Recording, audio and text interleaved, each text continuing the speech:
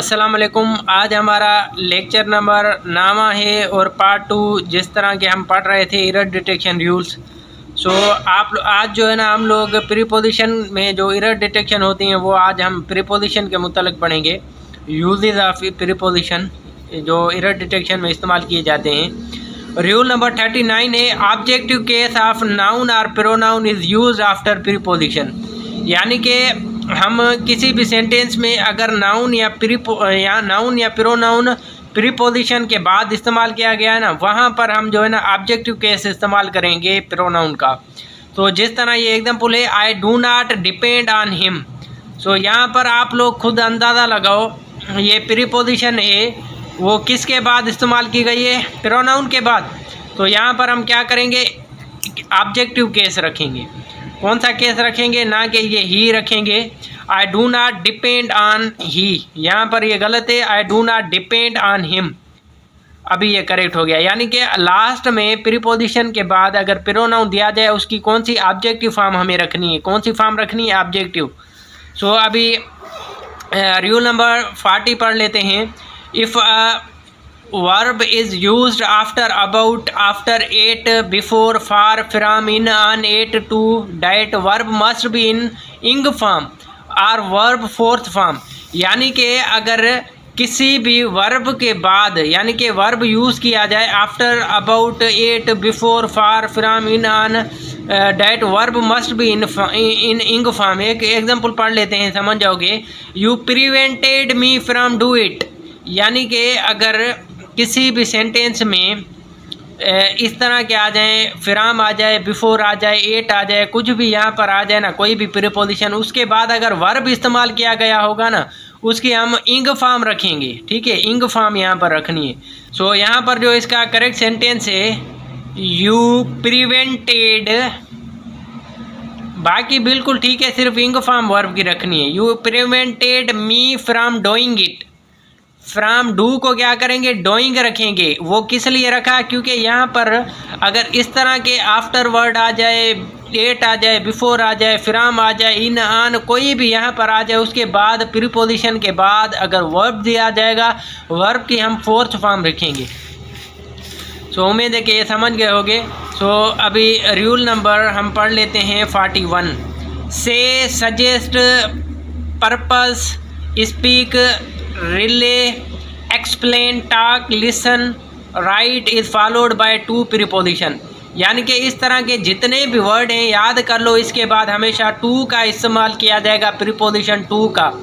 If there is a person in the form of object, अगर person भी इस्तेमाल किया गया होगा तब ये भी बात ध्यान में रखनी है। अगर पर्सन इस्तेमाल किया जाए और इस तरह के वर्ड आ जाएँ तो वहाँ पर हम टू का इस्तेमाल करेंगे। एग्जाम्पल पढ़ लेते हैं, फिर आसानी से समझ जाओगे।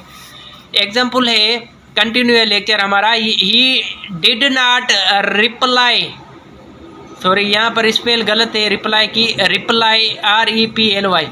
ही डिड नॉट रिप्लाई मी, यहाँ पर क्या लिखेंगे? ही डिड नॉट, ये करेक्ट सेंटेंस कर दूँ, ये गलत लिखा हुआ है। He did not reply on मी। किसका इस्तेमाल किया हमने? ऑन का। ये क्यों इस्तेमाल किया? इसलिए क्योंकि यहाँ पर प्रीपोजिशन इस्तेमाल होगा, सॉरी टू प्रीपोजिशन इस्तेमाल होगा, यहाँ पर टू का इस्तेमाल करेंगे। ठीक है, he did not reply to me. ठीक है, यहाँ पर टू का इस्तेमाल करना है, ना कि ऑन का। He did not reply on me गलत होगा, he did not reply to me सही है, बिल्कुल ही करेक्ट है। यानी कि इस तरह के सेंटेंस आ जाए ना, फिर आप लोगों ने जो वर्ड मैंने बताया, जिस तरह रिप्लाई के बाद कौन सा? टू का इस्तेमाल किया जाएगा। ये स्पेल गलत है, इसके लिए सॉरी। REPLY जो है ना, इसकी करेक्ट स्पेल है। एक और एग्जांपल पढ़ लेते हैं। He did not write to a letter. अभी देखो यहाँ पर जो ये टू का इस्तेमाल किया गया है, he did not write to a letter, यहाँ पर टू का इस्तेमाल नहीं किया जाएगा, ये गलत है। वो क्योंकि इसलिए टू का इस्तेमाल नहीं करेंगे राइट के बाद, यहाँ पर कोई भी पर्सन नहीं दिया गया होगा। यहाँ पर इस जगह तो पर्सन दिया गया था। He did not reply to me, ये बिल्कुल करेक्ट था।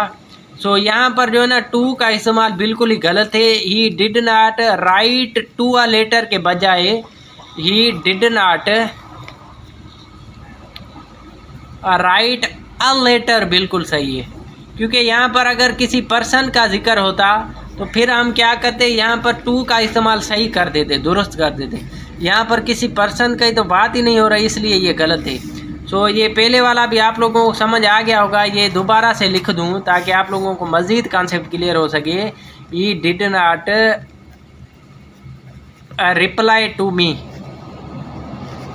यहाँ पर ये देखो, ये जो इस जगह पे ये क्या है, पर्सन इस्तेमाल किया गया है। हमने पर्सन की वजह से PERSON, पर्सन की वजह से हमने क्या रखा, टू रखा रिप्लाई के बाद, यानी कि पर्सन की जगह पे रखा हम टू। अगर यहाँ पर पर्सन नहीं होता, कोई नॉन लिविंग थिंग होती चीज़ कोई ऐसी, तो फिर हम यहाँ पर टू का इस्तेमाल नहीं करते। जिस तरह यहाँ पर लेटर की बात की गई है, तो लेटर कोई पर्सन तो नहीं है ना, ये इसलिए हमने क्या टू को ख़त्म करके बस ऐसे ही रख दिया, he did not write a letter. अभी ये करेक्ट है, ठीक है। इस तरह के जितने भी वर्ड आ जाए ना, जिस तरह रिप्लाई हुआ, जिस तरह रिप्लाई हुआ, राइट हुआ,